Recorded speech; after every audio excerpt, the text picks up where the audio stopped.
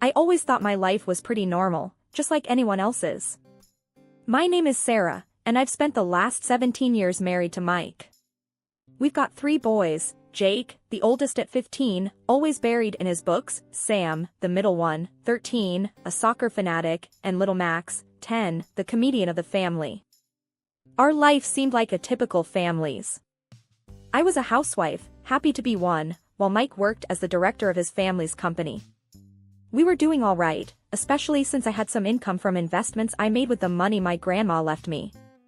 It wasn't much, but it helped. Things started changing slowly. It was subtle at first, but then it became too obvious to ignore. Mike, who used to be affectionate and caring, began acting differently. His warm smiles turned cold, and his gentle words became harsh. It was a regular Thursday evening. The kids were upstairs, and I was setting up the dinner table when Mike walked in. He looked tired, or maybe just annoyed. I couldn't tell anymore. "Hey, Mike. How was work today?" I asked, trying to keep the conversation light. He shrugged, barely looking at me. "Same as always, Sarah. Exhausting and endless."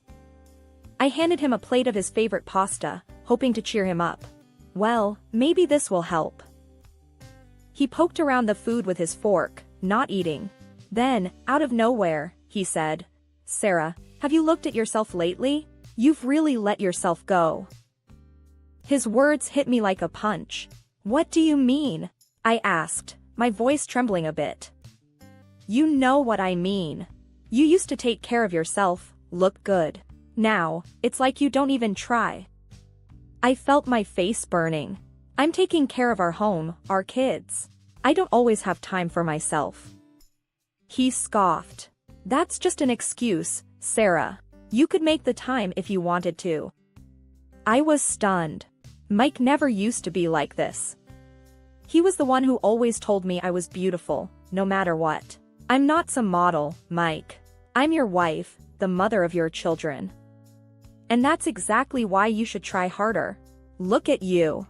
How am I supposed to take you to any company events looking like this?" His words stung. I felt small, insignificant. "I didn't realize my looks were so important to you," I said, my voice barely above a whisper. "They are, Sarah. They are. And right now, you're just not cutting it." I stood there, feeling a mix of anger, hurt, and confusion. This wasn't the man I married. This was someone else, someone I didn't recognize. The rest of the evening passed in silence. I cleaned up the dishes, trying to process what just happened. Mike went to the living room, probably to avoid any more conversation. It wasn't just a one-off comment from Mike. The criticisms kept coming, each one sharper than the last. It felt like I was living with a stranger. He'd always been so supportive, but now, it was like he was looking for things to pick on. One evening, we were sitting in the living room. The boys were out at friends' houses, and it was just the 2 of us, which had become increasingly rare. I thought maybe we could have a nice chat, like we used to. "So, Mike, Jake's been talking about colleges already. Can you believe it? Our boy is growing up," I said, trying to start a light conversation. Mike, however, seemed disinterested. "Huh," he muttered, not looking up from his phone. I sighed, feeling the familiar sting of being ignored. "You know, I was thinking we could do something as a family this weekend. Maybe go for a picnic, like old times." He finally looked up, but his expression was far from warm. "Sarah, why do you always avoid talking about the real issues?" I was taken aback. "What issues, Mike?" "You, Sarah. You and how you've just given up on yourself." There it was again, that harsh tone that had become all too familiar. "Mike, I haven't given up on myself. I'm just busy with the boys, the house." He cut me off. "No, that's not an excuse. Look at you. You wear the same old clothes, your hair's always a mess. It's embarrassing." I felt a lump in my throat. Embarrassing? Is that what you think of me? Yes, it is. I mean, when was the last time you even tried to look nice for me? For us. I tried to remember the last time I had dressed up. It had been a while, but did it really matter that much? Mike, I'm your wife, not a doll to dress up. I have responsibilities. And part of those responsibilities is to be presentable, Sarah. Not just roam around like you don't care. I stood up, feeling my anger rising. I do care, Mike. I care about our family. But if you're so concerned about appearances, maybe you should look at yourself too. When was the last time you did something for us, for the family? He stood up too, his face red. That's different, Sarah. I work all day to provide for this family. And I work all day at home to keep this family running. But you wouldn't understand that, would you? There was a tense silence. Then, Mike spoke, his voice cold. Maybe I wouldn't. Maybe I need someone who understands me better. Those words felt like a slap. Is that what you want, Mike? Someone else? He didn't answer. Instead, he just walked out of the room, leaving me standing there, feeling more alone than ever. Despite the heavy air between us, I decided to make a change. Not for Mike, but for myself. I joined a local fitness club, thinking maybe a bit of exercise would help clear my mind. It was a sunny Tuesday morning when I told Mike about it. We were in the kitchen, he was getting ready for work, and I was fixing breakfast. Mike, I joined a fitness club, I said, a bit nervously. He raised an eyebrow, his interest piqued for the first time in weeks. Really? That's unexpected. Yeah, I figured it was time to do something for myself. He chuckled, but it wasn't a warm sound. Well, let's see how long that lasts.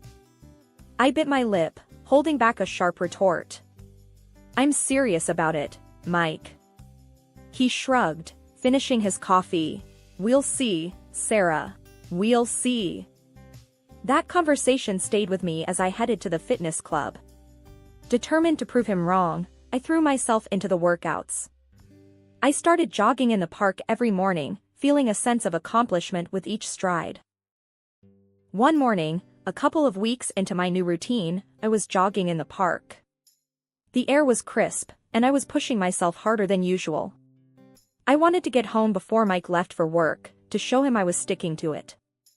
I was so focused on my pace that I didn't see the uneven patch of ground. My foot caught, and I stumbled, falling hard on the path. Pain shot through my leg, and I knew immediately something was wrong. Limping back home, I was a mix of pain and frustration. This was the last thing I needed. Mike was still home when I got back. He looked surprised to see me limping. What happened to you? He asked, more curious than concerned. I fell while jogging, I replied, trying to keep my voice steady despite the pain. He snorted. Jogging? More like tumbling, it seems. I winced, both from the pain and his words. It's not funny, Mike. I think I sprained my leg. He leaned against the counter, a smirk on his face. Well, what did you expect? You can't just jump into these things at your age. I felt a surge of anger. My age? What's that supposed to mean? He shrugged. It means you're not exactly young anymore. These things happen. I couldn't believe what I was hearing. So, you're saying I shouldn't even try? I'm saying maybe you should have thought it through a bit more. Starting to work out all of a sudden, at your age, it's bound to end like this. I leaned against the wall, trying to steady myself. I was doing it for myself, Mike. To feel better. He shook his head. Well, looks like that backfired, didn't it? I didn't have the energy to argue. I just wanted to sit down and deal with the pain in my leg. Mike left for work, and I was left alone, feeling both physically and emotionally hurt. It seemed like no matter what I did, it just wasn't good enough for him. The days following my fall were tough. My leg was in a brace, and I felt trapped in my own home. Mike's attitude didn't help either. It was like he found joy in my misfortune. It was a Wednesday afternoon, the kids were at school, and I was sitting in the living room with my leg propped up. That's when I heard the knock on the door. I wasn't expecting anyone, so I hobbled to the door, curious and a bit cautious. Opening the door, I was met with a sight that knocked the wind out of me. A young woman, probably in her late 20s, stood there. She was dressed sharply, and there was a confidence in her posture that was hard to miss. "Can I help you?" I asked, trying to mask my surprise. She looked me up and down, her eyes lingering on my braced leg. "You must be Sarah. I'm Amanda. I think we need to talk about Mike." My heart sank. Mike? What about him? She stepped inside without waiting for an invitation. "I think it's time you knew. Mike and I have been seeing each other." I felt like I had been punched. "What are you talking about?" She walked past me into the living room, making herself at home. "I'm talking about Mike, your husband. We're in love, and he's going to leave you for me." I followed her, my mind racing. "That's impossible. Mike would never." She cut me off. "Oh, but he would. And he is. He's tired of this." She gestured around. "And tired of you." I couldn't believe what I was hearing. This is some kind of joke, right? Mike loves me. We have a family. Amanda laughed, a cold, hard sound. "Love? Please. He's bored with you. He needs someone young, someone exciting. Not a housewife who can't even take care of herself." I felt tears stinging my eyes, but I fought them back. "You don't know anything about us, about our life." "I know enough. I know that Mike wants more, and I'm more than you'll ever be."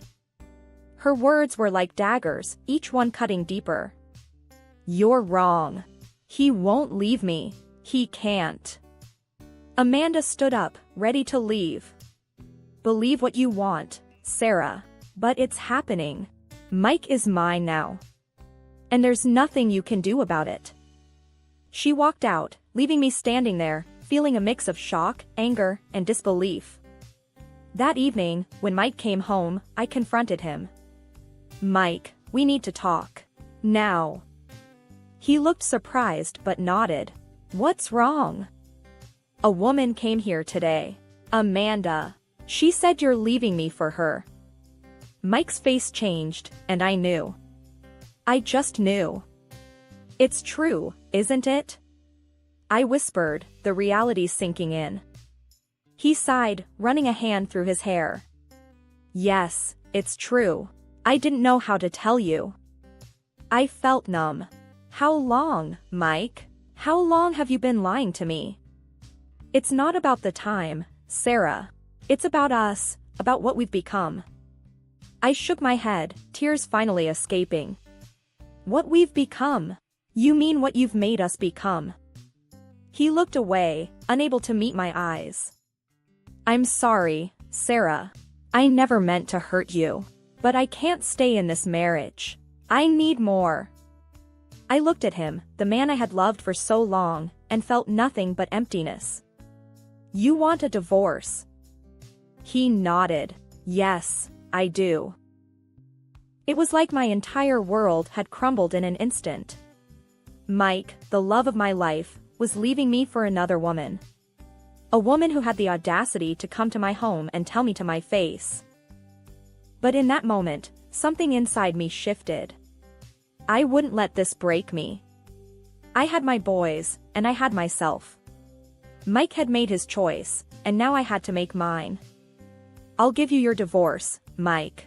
But you're going to regret this. One day, you'll see what you've lost." He didn't say anything, just walked away. And I was left there, alone, but with a newfound determination. This wasn't the end for me. It was just the beginning.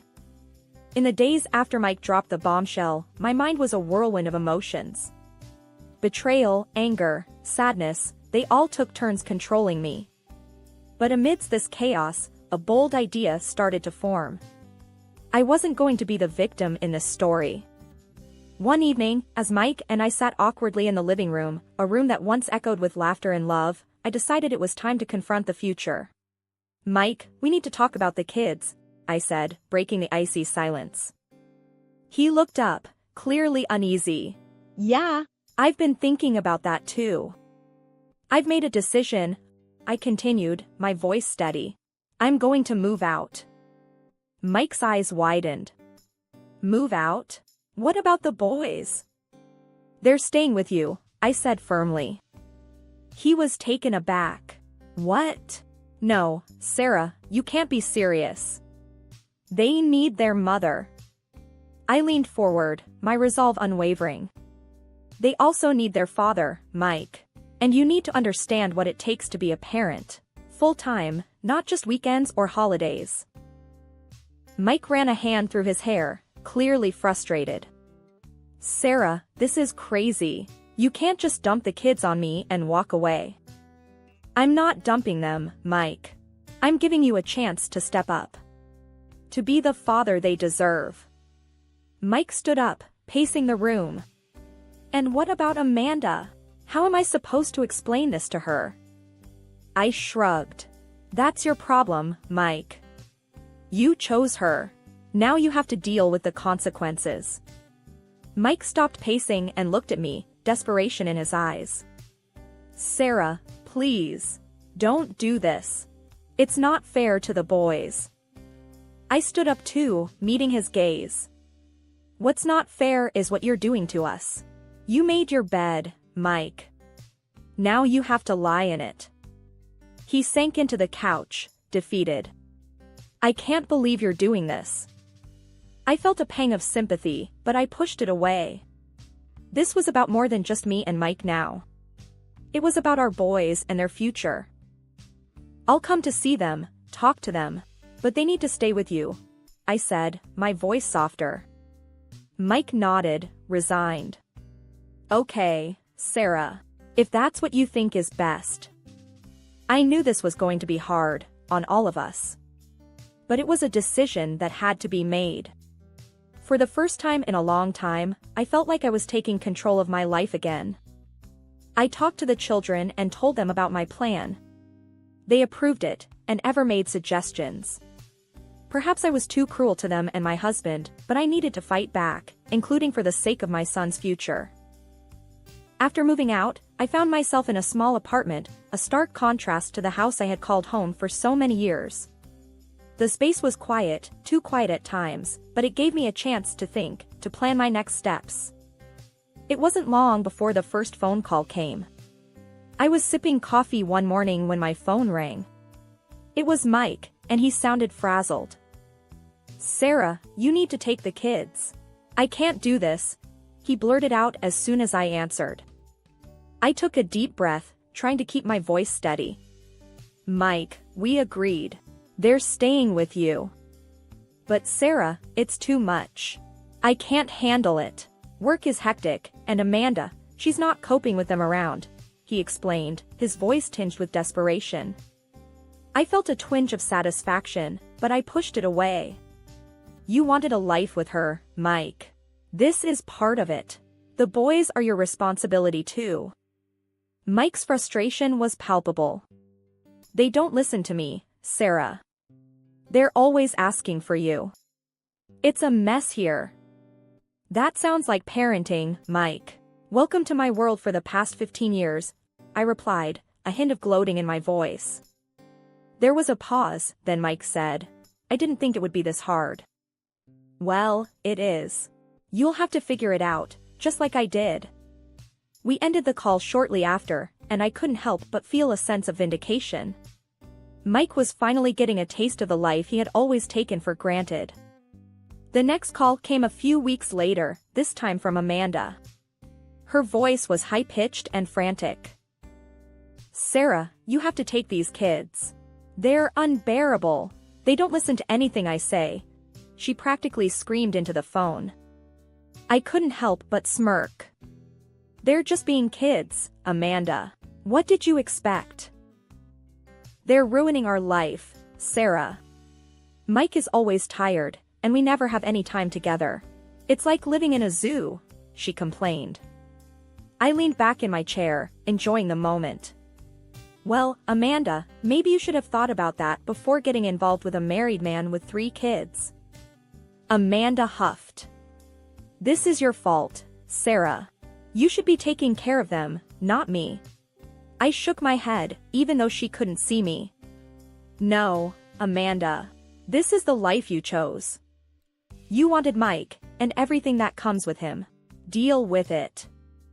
The call ended with Amanda cursing, and I couldn't help but laugh. It felt good to see her squirm, to see them both realizing how much they had underestimated me and the life I had built around our family. The day I'd been dreading finally arrived, the legal meeting to hash out the divorce and custody details. I walked into the lawyer's office, my nerves taut. There was Mike, looking like a shadow of his former self, and Amanda, her face twisted in annoyance.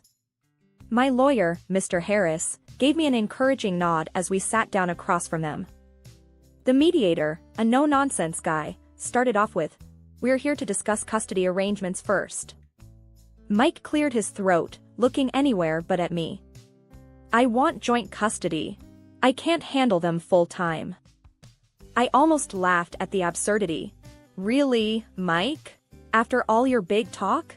Now you're backing down. Amanda piped up, her voice sharp. "Sarah, stop being such a vindictive witch. You're just trying to make our lives hell." I turned to her, my voice icy. "No, Amanda. I'm making sure my kids get what they deserve. A stable home, not a circus." Mike's lawyer, some slick young thing, tried to smooth things over. "Let's keep this civil. We're here for the kids' sake." I was about to retort when Mike blurted out, "I don't even need the damn kids. They're just a nuisance." The room went silent.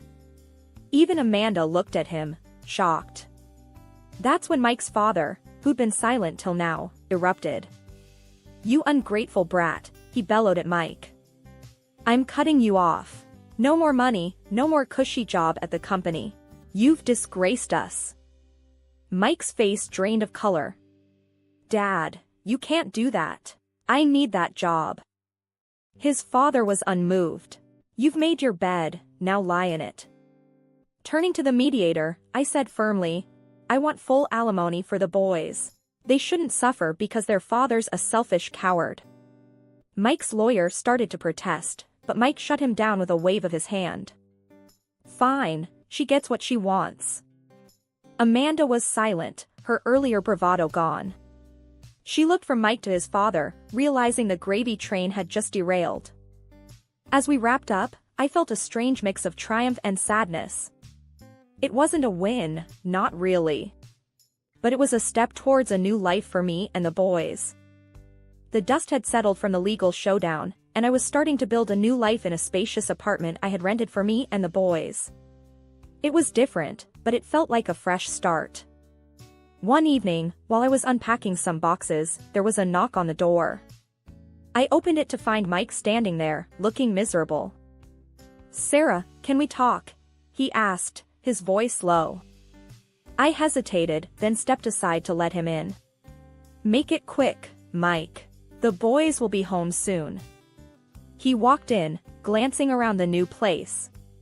"Nice apartment," he muttered. I folded my arms.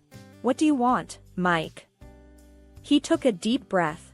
I've made a mistake. I was wrong. I want to come back." I looked at him, my heart hardening. "Come back? After everything? You must be joking."